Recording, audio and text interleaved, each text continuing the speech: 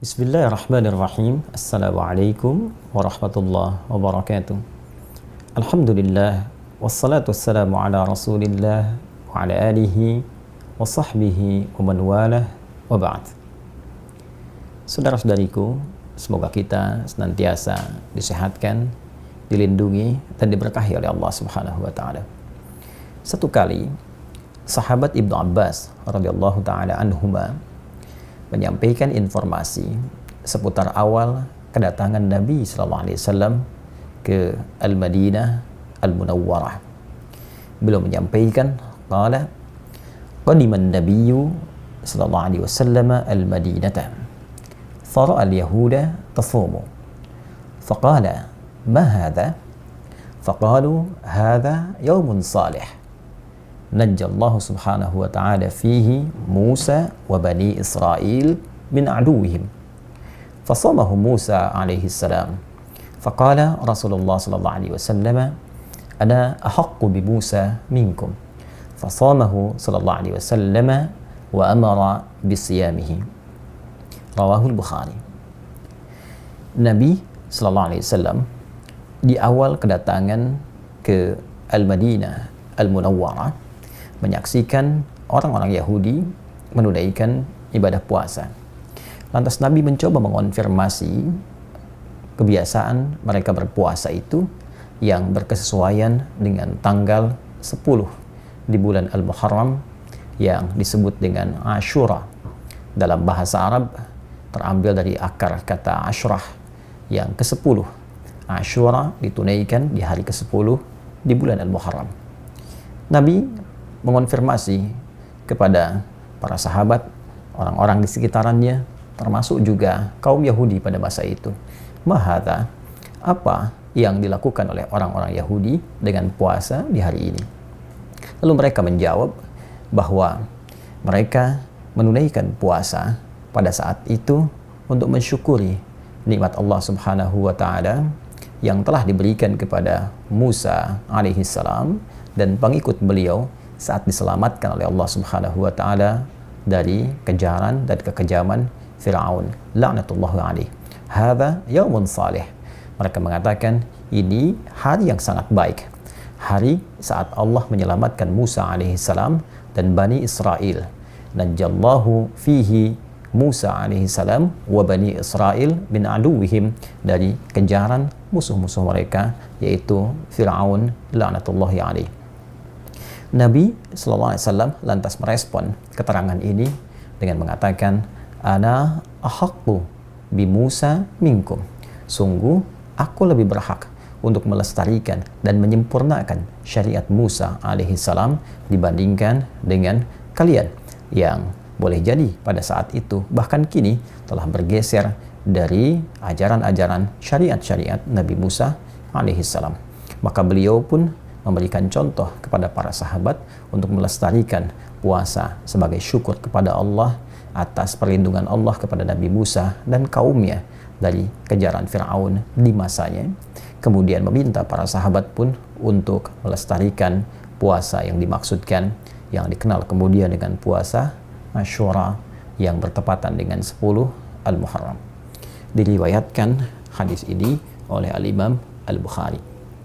Saudara-saudariku, hadis ini setidaknya mengonfirmasi 3 hal yang bisa kita dapatkan dan kita raih hikmahnya serta melestarikan hukum yang terdapat di dalamnya. Pertama, Nabi ketika mengatakan ana ahaqqu bi Musa minkum, saya lebih berhak dibandingkan dengan kalian untuk melestarikan dan menyempurnakan syariat Musa alaihissalam.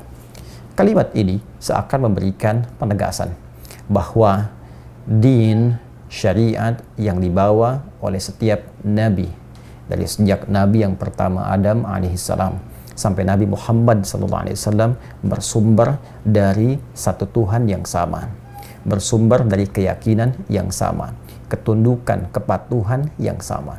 Tunduk patuh yang melahirkan kedamaian, ketentraman disebut dengan Islam. Aslama patuh, aslim patuhlah, muslim orang yang patuh. Karena itu bisa dikatakan bahwa seluruh nabi dan rasul dari Nabi pertama sampai dengan ke Nabi Muhammad SAW membawa satu risalah yang sama, din yang sama, yaitu syariat Allah Subhanahu wa Ta'ala. Dan disinilah peran Nabi SAW menjadi penyempurna sebagai Nabi penutup yang menyempurnakan seluruh risalah yang dibawa oleh seluruh Nabi dan Rasul sebelumnya sesuai dengan masa dan eranya. Kedua, Nabi SAW ingin memberikan keteladanan kepada kita bahwa segala bentuk nikmat yang kita terima dari Allah Subhanahu wa Ta'ala, apakah nikmat itu berupa pemberian yang kita dapati atau pertolongan yang Allah berikan saat kita mengalami satu ujian, musibah, terbebas dari lilitan utang piutang, terbebas dari kejaran orang-orang yang mengintai, terbebas dari ancaman-ancaman yang dihadapi, segala kesulitan yang kita rasakan, dan mendapati pertolongan Allah, bahkan diberikan pemberian yang begitu berlimpah, maka adab kita terhadap Allah Subhanahu wa Ta'ala adalah menampilkan puncak syukur kepadanya. Seperti Nabi ketika diberikan anugerah oleh Allah yang besar dengan turunnya surah Al-Kautsar itu, inna a'tainakal kautsar, kami sungguh telah menjamin, menyiapkan untukmu kenikmatan yang sangat berlimpah di surga kelak.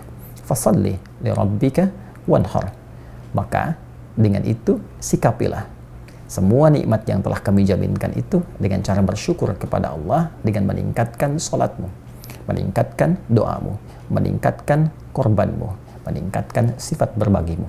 Jadi adab di dalam Al-Quran, adab di dalam hadis, ketika kita mendapatkan satu kenikmatan, satu pemberian dari Allah, satu perlindungan, maka syukurilah semua itu dengan meningkatkan amal saleh. Seperti Nabi Musa mensyukuri dengan puasa, Nabi Muhammad mensyukuri dengan hadirnya setiap tambahan usia yang Allah hadirkan kepada beliau dengan puasa. Nabi Muhammad mensyukuri nikmat surga yang dijaminkan dengan meningkatkan sholatnya dan gemar berbagi bersama umatnya. Karena itulah dalam kondisi apapun yang kita hadapi, ketika Allah memberikan nikmat sekecil apapun, maka hadirkan syukur kita kepada Allah. Baik itu dengan meningkatkan sholat, meningkatkan bacaan Al-Quran, ataupun dengan cara meningkatkan ibadah siyam, berpuasa, diniatkan sebagai ibadah karena Allah Subhanahu wa Ta'ala.